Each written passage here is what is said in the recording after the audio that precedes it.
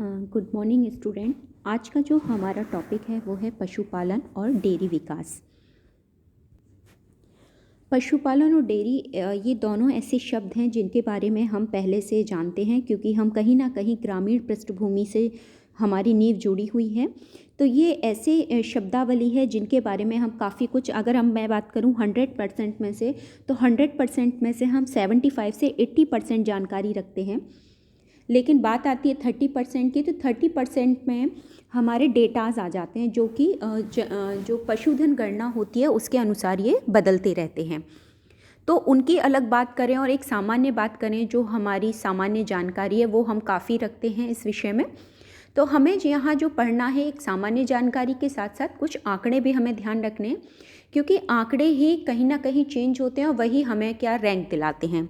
चाहे हम competitive exam की बात करें, चाहे हम अपने एग्ज़ाम सिंपल एग्ज़ाम्स जो होते हैं हमारे यूजी या पीजी लेवल के, उसकी बात करते हैं। फिलहाल हम अपने टॉपिक की चर्चा करें, पशुपालन और डेयरी विकास। इसमें से जो हम पहला टॉपिक पढ़ेंगे वो होगा पशुधन। पशुपालन कृषि विज्ञान के अंतर्गत एक प्रमुख शाखा है। कारण कृषि के अंदर क्यों है कि देखिए, जो खाद्य पदार्थ है पशुओं का, वो कृषि पे आधारित है। और कृषि किस पे आधारित है? कहीं ना कहीं पशु पे, क्योंकि पशुओं के द्वारा जो गोबर वगैरह किया जाता है उससे वो खाद बनाने में काफ़ी उपयोगी होता है। तो दोनों एक दूसरे के परस्पर पूरक हैं। इस वजह से इसको कृषि विज्ञान की शाखा में सम्मिलित किया गया है, जिसमें देखिए पालतू पशु हों या सामान्य पशु हों। लेकिन क्योंकि हम पशुपालन के बारे में बात कर रहे हैं, तो पालन कर रहे हैं, इसका मतलब हम पालतू पशुओं की बात कर रहे हैं, जंगली पशुओं की बात नहीं कर रहे हैं, क्योंकि हम उनको पाल नहीं रहे। तो यहाँ पे हम पालतू पशुओं के विभिन्न पक्ष, जैसे उनका रहना है, खाना है, स्वास्थ्य है, उनका प्रजनन है, ये सारी प्रक्रियाओं का हम इसमें अध्ययन करेंगे। भारत में पशुपालन का अर्थव्यवस्था में महत्वपूर्ण योगदान है, क्योंकि ये कहीं ना कहीं देखिए, डेयरी हुआ या पशुधन हुआ, मांस हुआ, दूध से बने उत्पाद हुए, वो बिक्री में कार्य आ जाते हैं। और जब बिक्री की जाती है तो हमें आय होगी, तो कहीं ना कहीं हमारे देश की आय में भी, अर्थव्यवस्था में इसका महत्वपूर्ण योगदान होता है। भारत में पशुधन के मामले में विश्व में अग्रणी स्थान भी रखता है। वर्ष 1919 से देश में पशुओं की पहली बार गणना शुरू हुई थी। आज़ादी के बाद, मतलब 1947 के बाद प्रथम पशु गणना 1951 में आयोजित की गई थी, तथा उत्तरोत्तर हर 5वें वर्ष में ये गणना आयोजित की जाती है। पशुधन गणना के क्रम में वर्तमान पशुधन गणना 2017 की है, जो कि 20वीं है। आगामी जो होगी वो होगी कौन सी? हमारी 21वीं। पशुओं की प्रजातियों के अंतर्गत गाय, भैंस, भेड़, बकरी, सूअर, घोड़ा, खच्चर, ऊँट है आपका, याक है। याक ठंडे प्रदेशों में मिलता है, वो भी पालन किया जाता है, उसका भी इनको शामिल किया जाता है। 19वीं राष्ट्रीय पशु जनगणना 2012 में हुई थी, तो 2012 में 5 ऐड करेंगे तो 2017 हो गई। अगर 2017 को फिर हम 5 प्लस करेंगे तो अगली कब होगी? 2022 में हमारी 21वीं जनगणना होगी। भारत में पशुओं की सर्वाधिक संख्या की बात करें तो उत्तर प्रदेश पहले नंबर पे, दूसरे पे हमारा राजस्थान, तीसरे पे आंध्र प्रदेश और चौथे पे मध्य प्रदेश है। इसमें हम जो पशुओं की बात कर रहे हैं, तो पशुओं में हम सबसे पहले जिसका अध्ययन करेंगे वो है हमारी गाय, जो कि हमारे देखिए धार्मिक ग्रंथों में भी पूजनीय है, और इसके अलावा कहते हैं देवी देवताओं का वास का भी कारण है। दूसरा, इससे सबसे इम्पॉर्टेंट चीज़, इसका दूध जो होता है वो बालकों को, बच्चों के लिए सुपाच्य होता है और वृद्धों के लिए भी। तो ये बहुत ही महत्वपूर्ण इसका दूध होता है। इस वजह से हम पहले जो अध्ययन कर रहे हैं वो है गाय का। भारत में जो प्रमुख नस्लों की बात करें वो है हमारी गिर नस्ल। ये मुख्यतः गुजरात के काठियावाड़, तो गुजरात कहाँ पड़ता है? ये हमारा राजस्थान, ये गुजरात का पार्ट, ठीक है। यहाँ गिर पर्वत है। ये कौन सा पर्वत है? गिर पर्वत। गिर पर्वत के आसपास का ये जो क्षेत्र है ये कहलाता है हमारा काठियावाड़ क्षेत्र। एक्चुअली ये वाला क्षेत्र अपना काठियावाड़ में आ जाता है, काठियावाड़। तो गुजरात और महाराष्ट्र की बात करें, इस क्षेत्र में पर्टिकुलर, यहाँ पे ये मुख्य प्रकार से गिर नस्ल पाई जाती है, जो कि प्रतिदिन 15 से 20 लीटर दूध देती है। दूसरी है हमारी साहीवाल नस्ल।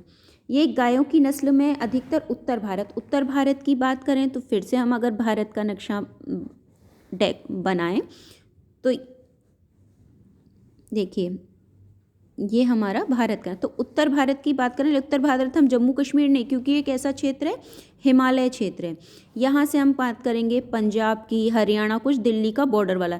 तो ये जो क्षेत्र है उत्तर भारत का, इस क्षेत्र में विशेष रूप से साहिवाल नस्ल की गाय पाई जाती है। प्रतिदिन 20 से 25 लीटर दूध देती है। इस नस्ल की गाय के दूध में, देखिए वैसे तो गाय का दूध पीले रंग का होता है और उसमें वसा कम होती है बजाय भैंस के, लेकिन इस नस्ल की जो गाय होती है इसके दूध में वसा बहुत अच्छे किस्म का पाया जाता है। अगली है हमारी राठी नस्ल की गाय। यह नस्ल राजस्थान के उत्तर पश्चिमी क्षेत्र, अब राजस्थान की बात करें तो राजस्थान हमारा, ठीक है, ये हमारा धौलपुर, झुंझुनू और ये हमारा तो ये हमारा राजस्थान है। और राजस्थान में भी हम बात कर रहे हैं किसकी, राठी नस्ल की। तो उत्तर पश्चिमी, ये हो गया उत्तर और ये हो गया इसका पश्चिम। तो उत्तर पश्चिमी भाग को अगर मैं इस यहाँ से अरावली निकाल दूँ, ठीक है, ये हमारी अरावली यहाँ से झुंझुनू खेतड़ी से होते हुए ये इधर से निकल गई, ये हमारी अरावली, अरावली का पश्चिमी हिस्सा। इधर आ जाएं तो यहाँ पे हम देखेंगे ये है हमारा गंगानगर, बीकानेर, जैसलमेर, ठीक है। ये 3 जो प्रमुख जिले हैं, यहाँ पे मुख्य रूप से राठी नस्ल की गाय पाई जाती है, जो कि प्रतिदिन 9 से 12 लीटर का दूध देती है। और इसके साथ ही भारी भरकम सामान खींच के ले जाने में भी ये बहुत उपयोगी होती है।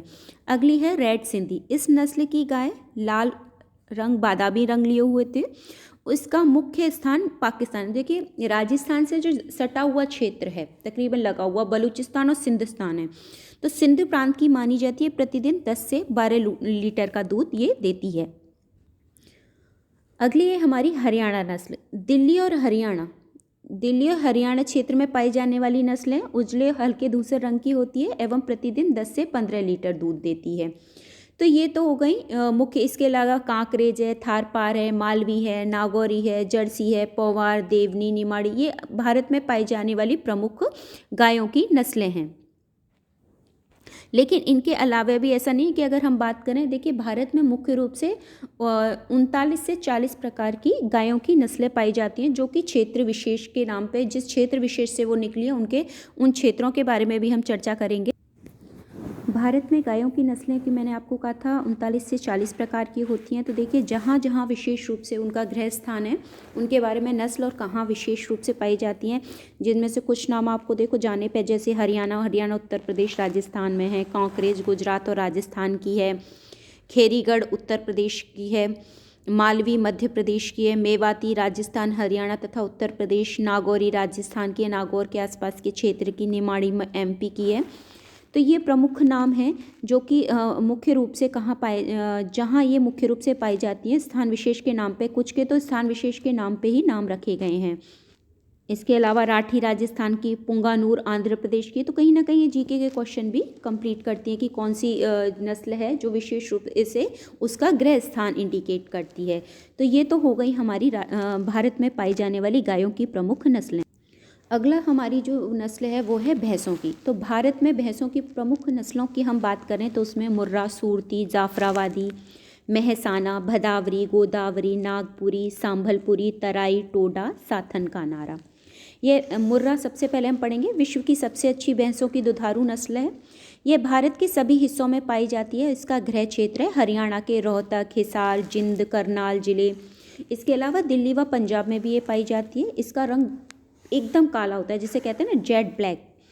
इस नस्ल की मुख्य विशेषता होती है कि मुड़े हुए सींग होते हैं, खुर और पूंछ के निचले हिस्सों पे सफ़ेद धब्बा होता है। दूध बात करें कितना देती है तो 1678 किलोग्राम 307 दिन में देती है। प्रथम जब ब्याती है, बच्चा देती है, उसके बाद भी बात करें तो उम्र की बात करें 40 से 45 माह। 2 व्यात के बीच का अंतराल 450 से 500 दिन का होता है। दूसरी हमारी सूरती। इस भैंस नस्ल का गृह क्षेत्र है गुजरात। ये भूमिहीन, छोटे व सीमांत किसानों में बहुत प्रचलित है। इसका मुख्य कारण है इसकी छोटी शारीरिक बनावट। इस नस्ल के सींग हाशियाकार होते हैं। औसतन दूध होता है इसका 1400 किलोग्राम 352 दिनों में। बाकी का व्यात क्षेत्र इतना इंपॉर्टेंट नहीं है, मेन है किस क्षेत्र में मिलती है और कितना दूध देती है। अगली है जाफराबादी। इस नस्ल का प्रजनन क्षेत्र गुजरात के कच्छ जामनगर जिले हैं। ये भैंस की सबसे भारी नस्ल है। इसके अग्र सिर में ये सफ़ेद निशान व नवचंद्र के नाम से भी जानी जाती है। ये इंपॉर्टेंट है कि कौन सी भैंस की नस्ल है जो नवचंद्र के नाम से जानी जाती है, तो वह है जाफराबादी। दूध देती है 2150 किलोग्राम 305 दिन में। इसके दूध की सबसे अच्छी खासियत होती है गाढ़ा होगा। जितना गाढ़ा दूध होगा उसमें वसा की मात्रा उतनी ही अच्छी होगी। महसाना, इस नस्ल का गृह क्षेत्र गुजरात है। ये मध्यम आकार की शांत स्वभाव की नस्ल है। इस नस्ल की उत्पत्ति गुजरात की सूरती नस्ल व मुर्रा नस्ल के संकर से हुई है, तो दोनों के गुण इसमें पाए जाएंगे। दूध देती है 1200 से 1500 किलोग्राम। वसा भी इसमें अच्छा मिलता है 7%।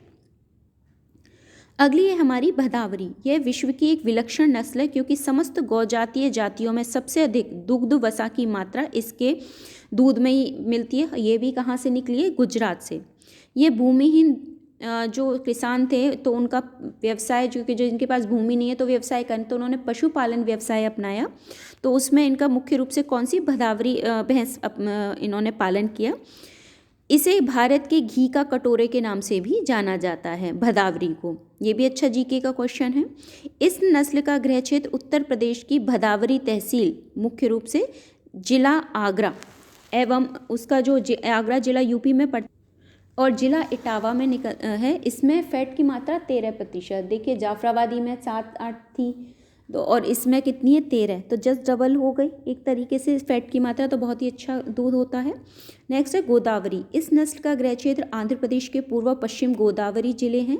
ये नस्ल अच्छे दुग्ध उत्पादन एवं अच्छी दुग्ध वसा के लिए जानी जाती है।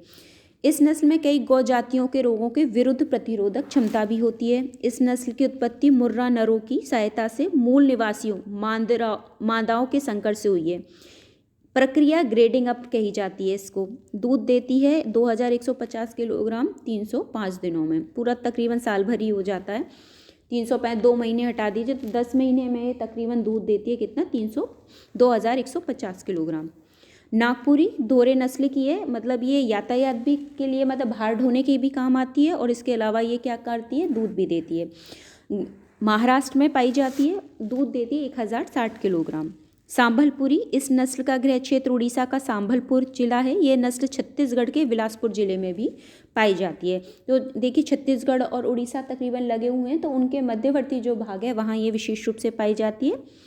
दूध इसकी 2300 से 2700 किलोग्राम देती है, तो वही 10-11 महीने में। ये मध्यम आकार की तराई जो नस्ल है, ये मध्यम आकार की कम चारे में भी पर्याप्त मात्रा में दूध देती है। उत्तर प्रदेश के तराई क्षेत्रों में मिलती है, उत्तराखंड वाले क्षेत्र में। दूध क्षमता 1030 किलोग्राम है। ये वार्षिक बताई जाती है। टोडा, इस नस्ल का नाम दक्षिण भारत के टोडा आदिवासियों के नाम पे है। इस नस्ल का गृह क्षेत्र तमिलनाडु की नीलगिरी की पहाड़ियाँ हैं। तो हमारा तमिलनाडु कहाँ पड़ता है? ये हमारा भारत का ये दक्षिणवर्ती क्षेत्र। एक मिनट दोबारा बना लेते हैं। ये हमारा भारत, तो यहाँ क्या है? अपनी नीलगिरी की पहाड़ियाँ। तो ये जो क्षेत्र है नीलगिरी की पहाड़ी का, नीलगिरी, ठीक है, इस क्षेत्र में मुख्य रूप से यहाँ क्या है? हमारा तमिलनाडु और ये है हमारा केरल। तो ये जो नीलगिरी की पहाड़ी का क्षेत्र है यहाँ पे ये पाई जाती हैं और इनका जो मुख्य उत्पादक क्षमता है वो 500 किलो दूध की जो कहें 500 किलोग्राम है। वसा भी अच्छा पाया जाता है 8%। अगली है सार्थक नारा। ये मध्यम आकार की प्रचलित नस्ल है। ये नस्ल कर्नाटक के बंगलौर के समुद्र तटीय क्षेत्रों में मिलती है और दूध की क्षमता की बात करें तो 600 से 800 किलोग्राम देती है 185 से 260 दिनों में। तो ये हो गई हमारी भारत में कब पशुगणना, प्रथम पशुगणना कब की गई थी? 1919 में। स्वतंत्रता के बाद पहली पशुगणना 1951 में हुई थी। वर्तमान में 20वीं चल रही, 21वीं 2022 में शुरू होगी। मुख्य नस्लों की बात करें तो हमने इसमें बात करी गाय और भैंस की। अगली नस्लों के बारे में हम नेक्स्ट वीडियो में बात करेंगे।